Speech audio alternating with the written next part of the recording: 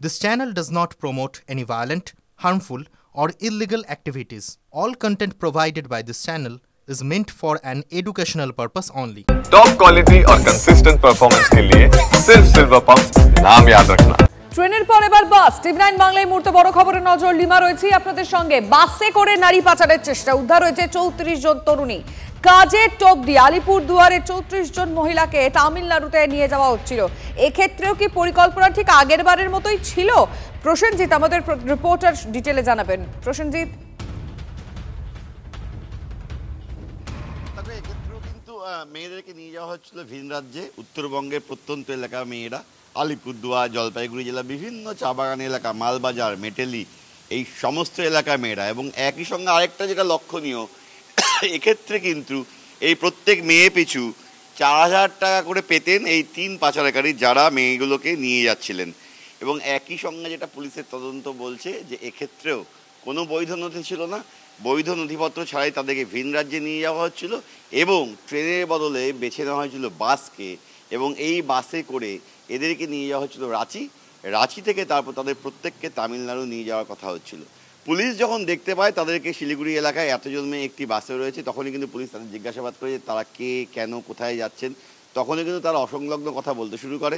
তারা 2-1 জন জানায় যে তারা কাজের জন্য যাচ্ছে। তখনই পুলিশের সন্দেহ হয় এবং এই গোটা ঘটনায় মোট 3 জনকে কিন্তু পুলিশ গ্রেপ্তার করে, যার মধ্যে অন্তত 2 জন শিলিগুড়ির বাসিন্দা এবং 1 জন মহিলা।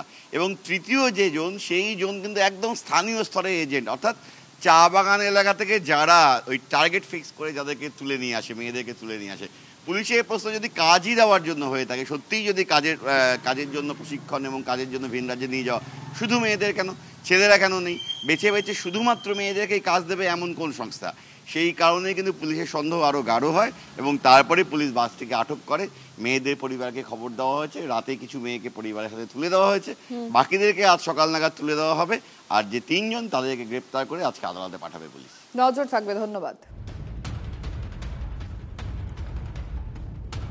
আমরা দুটো ছবি একসঙ্গে দেখাতে চাইবো। কিছুদিন আগে আপনাদের মনে থাকবে উত্তরবঙ্গে ঠিক 21শে জুলাইয়ের রাতে এইরকমভাবেই 56 জন তরুণীকে উদ্ধার করা গেছিল, সেটা ট্রেনে।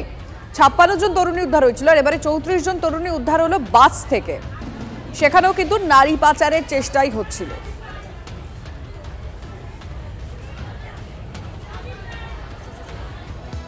পূজা উপাচারে ফুল দিয়ে অঞ্জলি দেওয়া হয়। রাজনীতিতে ফুল আর অঞ্জলি সম্পর্কটা সম্পূর্ণ আলাদা।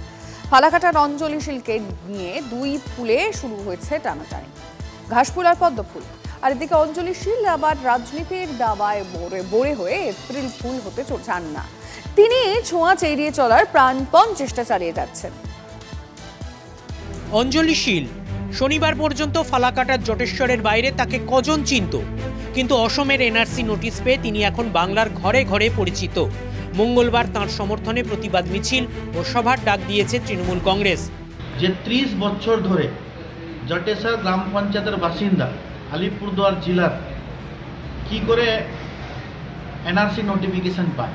আমার যেখানকার ডকুমেন্টস আমি সেখানে যাব, সেখানে যাই ওটা আমি দেখবো যে এটা সত্যি না মিথ্যা।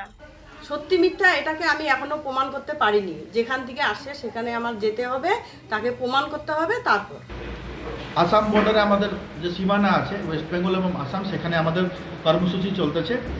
প্রত্যেকটা ব্লকে জনসভা, র্যালি এবং মিটিং মিছিল হবে। বিজেপির বিরুদ্ধে, বাংলার বিরুদ্ধে যারা আছে এদের বিরুদ্ধে আমরা প্রত্যেকটা জায়গায় মিটিং মিছিল করব। 29শে জুলাই মঙ্গলবার 4টার সময় মহামিছিলে ডাক দেওয়া এনআরসির বিরুদ্ধে এবং বিভিন্ন রাজ্যে বাঙালিদের উপর অত্যাচারের প্রতিবাদ। ঘাসফুলে পুজো শুরু হয়ে গিয়েছে। পদ্মফুলের চাষিরা কি পিছিয়ে থাকতে পারেন? ওই এলাকার বিজেপি পঞ্চায়েত সদস্য দিলীপ বর্মন দলীয় কর্মীদের সঙ্গে নিয়ে অঞ্জলি শীলের সঙ্গে দেখা করেছেন। কোনো সমস্যা হলে পাশে থাকার আশ্বাস দিয়েছেন। এখন তারা রোহিঙ্গা ভোটারদের নিয়ে পড়েছে। তারা বলছে এসআইআর, স্পেশাল ইন্টেন্সিভ রিভিশন, তারা করতে দেবে না। কেন করতে দেবে না?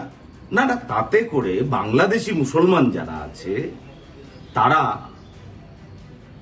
ভোটের নাম তাদের কাটবে, কিন্তু তারাই হলো তৃণমূল কংগ্রেসের মূল ভোটার।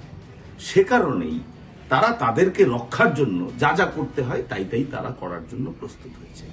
অঞ্জলি শীল এনআরসি নোটিশ পেয়েছেন। তাঁকে ঘিরে রাজনৈতিক টানাপোড়েন।